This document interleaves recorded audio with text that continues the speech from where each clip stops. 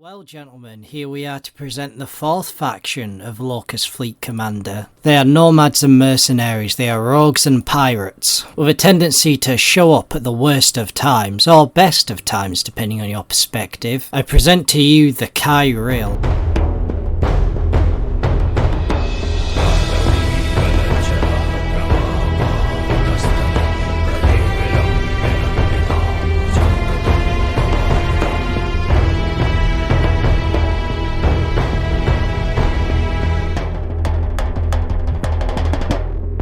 The Kei'rhyll are a peculiar frog-like species who spend most of their time hiding away from the other races in the undergrowths of Abraxas, and so to many people their ways remain very mysterious. Due to this, they can be a very unpredictable race that Imperial officials will tell you not to trust. They are an entirely spacefaring race, they do not live on worlds. It is known that the Kei'rhyll used to have an empire within the Vales, which is now deep within Zenthar-held territory, which is likely what had pushed them from their worlds in the first place, and likely why the Kei'rhyll have a deep hatred of Zenthar. However, Kei'rhyll fleets will make very dangerous expeditionary voyages deep into Zenthar territory in order to recover various artifacts and trinkets from their lost empire. Much of their civilian populations live in large city ships, whose movements and destinations are unknown to all except the Kei'rhyll themselves. These city ships are huge districts that act as their own shipping yard, as they are able to produce the Kei'rhyll's warships. Each of these city ships and its correlating fleet act as their own municipalities, all acting independently, as the Kei'rhyll have no single structure to them. In order to keep themselves safe, the Kei'rhyll get around by using what are called rift gates. A rift gate is a form of portal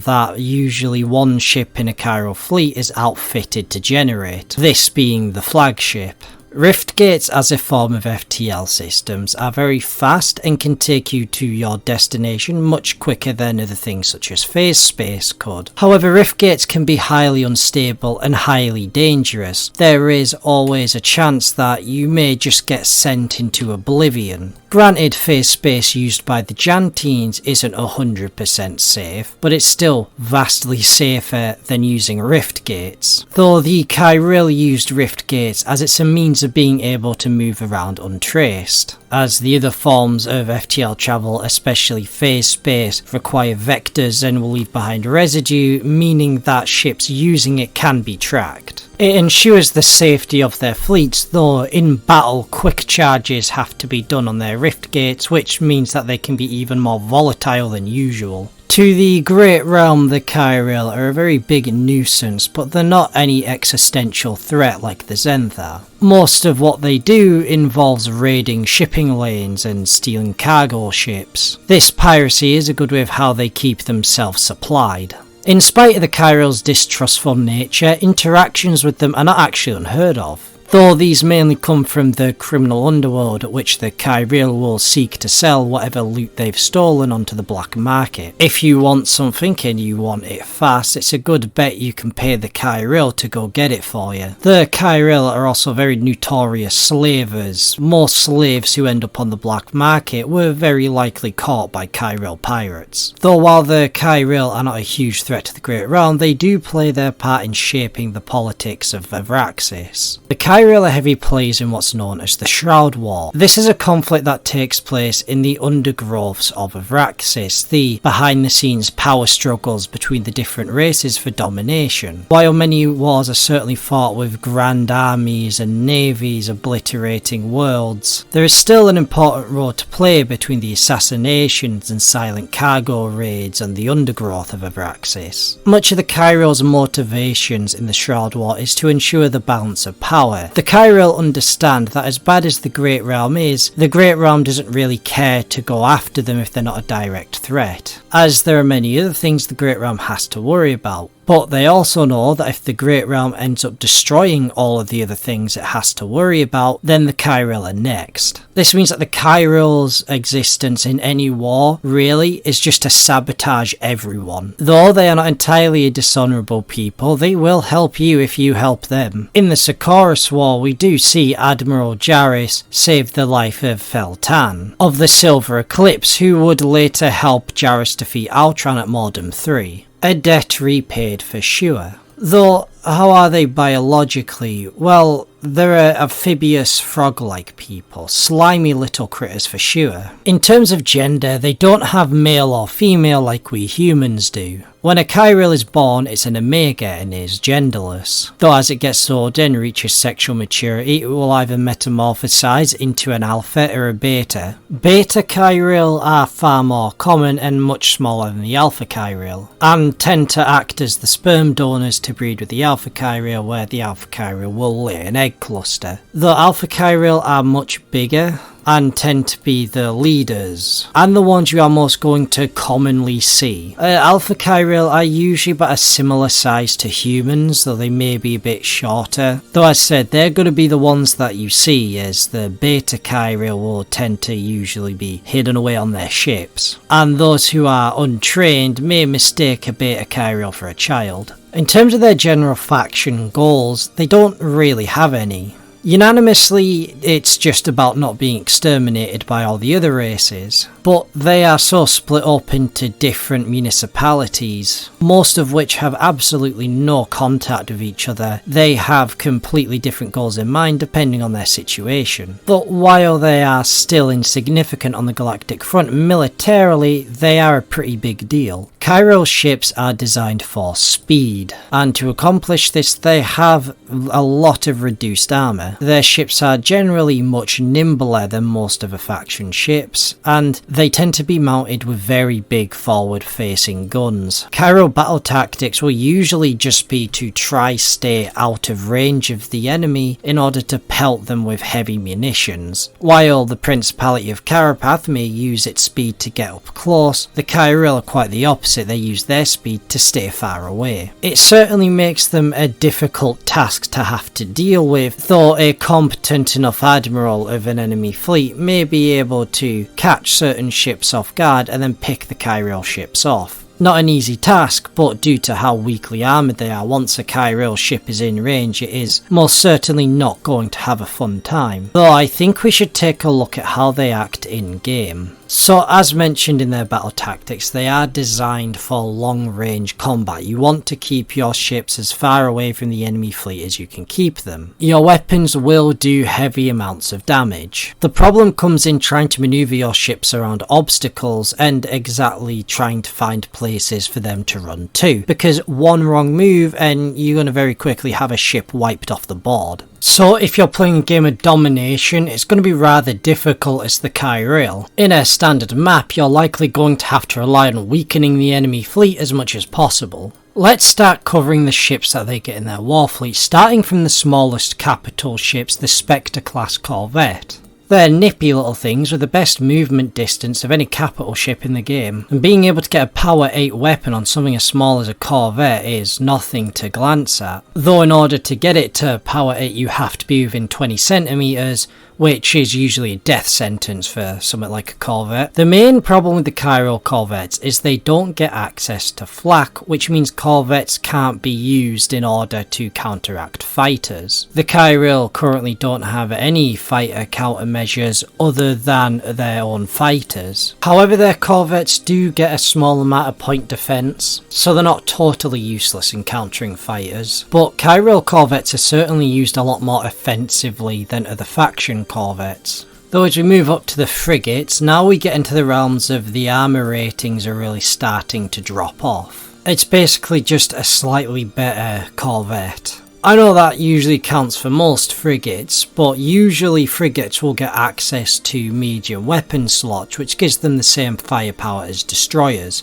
However, most of the firepower packed by these frigates are actually the same as its corvettes, just more shots. So the frigates are effectively just the exact same function as a corvette, but more expensive and only slightly more firepower. It is, however, the destroyers as to where things get more interesting. What you may notice about the destroyer is its absolutely atrocious armor rating. Though it does get a significant boost in weaponry, the main weapon I'm focusing on is the plasma caster. This is a high explosive weapon and thus will always do at least 1 damage if it hits. Any roll after is just for extra damage. Though if you're looking for a really juicy weapon, it's those heavy lance cannons. Being able to do power 6 damage over a range of 65 centimeters is extremely good and accentuates what the Kei'rhyll are all about. High damage from long range. A Kei'rhyll destroyer is probably enough to ward off most enemy ships. With a gun that powerful but armour that weak, it is really up in the air who's going to win in a direct confrontation. However, the destroyer does maintain that distance of 30 centimeters, and so you want to keep your enemies on their toes as much as possible. And you do this by zipping around the map so that they can't catch you. The Kei'rhyll are certainly a race that punish you for not playing them lore accurately, but let's just get on to the 2 ships that really shine with the Kei'rhyll. This being the Night Wraith light cruiser and the Void Serpent battle cruiser. Now these ships in all practicality are the same, except the Void Serpent gets slightly better armour and 1 extra weapon slot. So I'm just going to lump them in together.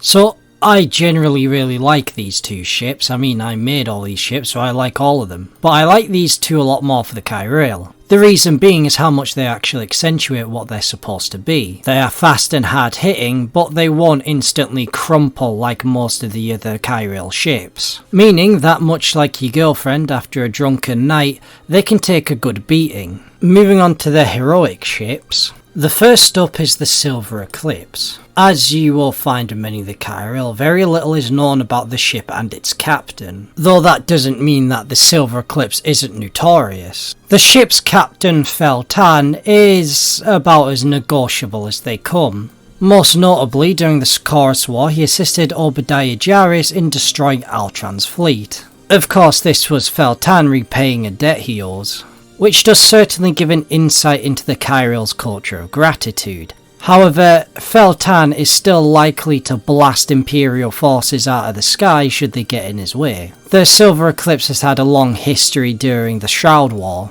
primarily destroying and routing Zenthar war fleets. For the Silver Eclipse's heroic ability, it gets a tuned Rift Gate, where you get to roll 2d6 instead of 3d6 in order to see where the Rift Gate lands, and this will become significant as I'm about to explain Rift Gates after we get onto our next heroic ship, the Rogue Acolyte, which does not have the same reputation as the Silver Eclipse. The Rogue Acolyte is significantly scarier and is a far more notorious slaving ship. Its commanding officer, Captain Kimura, is well known for his brutality, which you would better off be dead than being captured by him. Or her, I guess, because he's an Alpha Kei'rhyll, and the Alpha Kei'rhyll are the ones who have the babies, but they don't have gender the same way we do, so... Look, this brutal alien murderer can either be a tough macho man or a cute little girl, you decide. Vote on it in the comment section below. Though my point being it is a cruel slaver with very little regard for anything other than itself. The Rogue Acolyte's accompanying fleet, the Blood Reavers, are no better. While the Silver Eclipse and its fleet, the Void Raiders, may be considered handle with caution, the Blood Reavers are considered kill on sight, which is about all you really need to know about the Great Realm's relations with outside forces. Though the special rule that the Rogue Acolyte gets is Ruthless Hunter, in which if you get a critical hit on a ship, then it's stunned for the next turn, meaning it can't move or fire or do well anything. This allows fleets accompanying the Rogue Acolyte to rip apart very particular ships with ease, though granted this special ability does rely on how lucky you are at rolling dice. And this wraps up all of the capital ships that you can so far get for the Kei'rhyll. The last thing I want to talk about before we wrap up the video in general is their methods of FTL. As I mentioned previously, the Kei'rhyll use Rift Gates in order to get around, but how does this function in game since they don't use things like phase space? Well, Rift Gates require a marker where you can place anywhere on the board where you want this marker to be during your auxiliary phase, and then roll the scatter die with 3d6 in order to see where it ends up. If it goes off the map, then it's considered as a fail and doesn't open. And when it opens, anything within 3 centimeters, is it 3 centimeters width there? Let me check the rules. Yeah, I'm right. It's 3 centimeters. Anyway, anything within 3 centimeters is just gone. It's instantly taken off the board. So the Kei'rhyll FTL can actually be used as a weapon, but it is probably the most luck of the draw kind of weapon. It could end up just anywhere. It can end up anywhere between 3 to 18 centimeters from where you wanted it to be.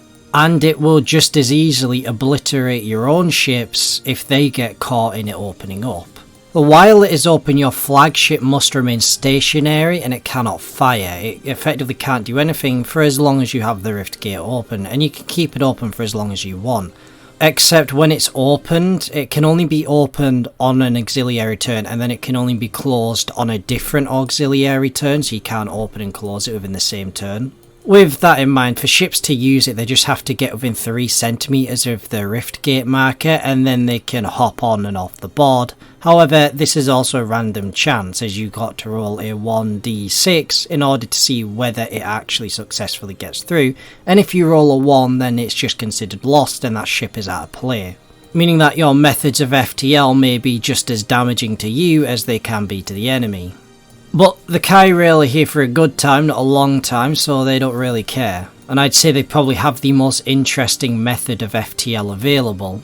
I know this video is a lot shorter than what my faction videos usually are, but the Kei'rhyll don't have all that much to them. I would probably consider them the most fun race. They don't have all that much in the way of cosmetic designs, but currently I am working on some of them, so they will be getting extra cosmetics sometime in the near future. And if you would like to obtain the Kei'rhyll to play them, because I would say they are a pretty fun race to play, then they are at the captain rank of my Patreon. The Kei'rhyll in the future will get more of the spotlight in a later expansion, the Shroud War, which is where I will introduce more ships and cosmetics for them. Until then, dear viewer, have a fantastic day and I'll catch you next time.